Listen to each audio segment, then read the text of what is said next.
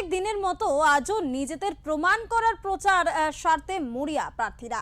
আর তারই কিছু ঝলক নিয়ে ওঙ্কার বাংলার বিশেষ নিবেদন 26-এর ব্যাটেল।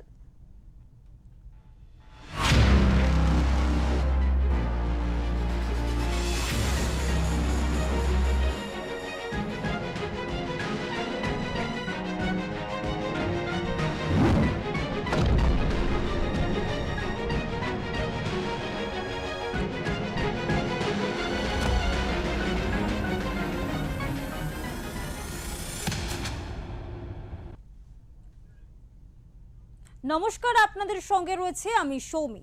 লক্ষ্মীবারে প্রার্থীর প্রচারে ঠিক কতটা ঝাঁজ রয়েছে চলুন দেখি সেই সব খুঁটিনাটি বিষয়গুলি।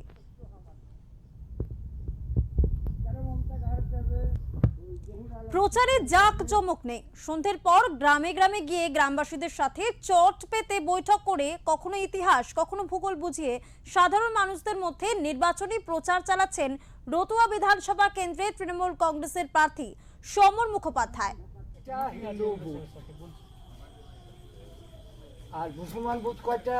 মোহনটোলায়, গোবিন্দপুর দুটা, মুসলমান বুথে আমার লিড দিলামারি প্রেসিডেন্ট। বুথ প্রেসিডেন্ট কে? তুই। যেমনটা আপনারা দেখতে পাচ্ছেন, যেমনটা দেখালাম আমরা আপনাদের, কখনো গঙ্গা নদীর উৎপত্তি স্থল থেকে নিম্ন গতিতে পড়ার পর কিভাবে ক্ষতিগ্রস্ত হচ্ছে মালদা জেলার রতুয়ার বিস্তীর্ণ অংশ সেটা বোঝা যাচ্ছে, বুঝতে পারছেন। কখনো বা ইতিহাসের উদাহরণ দিয়ে বোঝাচ্ছেন বাংলায় বিজেপি কিভাবে মানুষের মধ্যে ধর্মের নামে ভাগাভাগি করছে। তবে গলায় রয়েছে অভিমানও, কারণ তিনি জানান এটাই তার শেষ নির্বাচন। ঠিক কি কারণ তার, চলুন শুনবো। কেন্দ্রীয় সরকারের বঞ্চনা, খগেন মুর্মু, ওদের তো একটাই স্লোগান, বোঝাতের নামে বজ্জাতি। খগেন মুর্মু হিন্দুদেরকে ভুল বুঝিয়ে যে আমি গঙ্গা বেয়ে দেব। এমপি বিজেপি আছে দিল্লিতে, মানুষ বিশ্বাস করে ভোটটা ওদেরকে দিয়েছে, ওরা বাঁধেনি।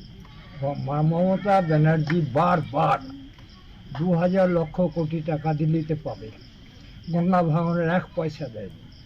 ইতিহাস এই জন্য পড়লাম, আপনাদেরও পড়াবো ইতিহাস, আপনার সাংবাদিক, যে হিমালয়, গোমুখ, গঙ্গার উৎপত্তি উত্তরাখণ্ড, হিমাচল প্রদেশ, উত্তরপ্রদেশ, বিহার, ঝাড়খণ্ড হয়ে গঙ্গা সকরিগলি। গঙ্গা ছিল সান্থাল পরগনা দিয়ে বইত, সকরিগলি, মহারাজপুর, তালঝাড়ি, রাজমহল। কেন্দ্রীয় সরকার পরিকল্পিতভাবে যদি সকরিগলির ওখানে ড্রেনেজটা করে দেয় খালি, তাহলে আবার সান্থাল পরগনাতে গঙ্গা বইবে। তাহলে মালদা, মুর্শিদাবাদ, নদিয়ার গঙ্গা ভাঙনের গল্প শেষ। কেন্দ্রীয় সরকার ইচ্ছাকৃতভাবে মমতা ব্যানার্জিকে, যেহেতু উনি পপুলার, তার প্রতিশোধ নেওয়ার জন্য, গঙ্গা জাতীয় নদী আপনারাও জানেন, এর দায়িত্ব কার? রাজ্য সরকার না কেন্দ্রীয় সরকার? কার? কেন্দ্রীয় সরকার। কেন দিবে না?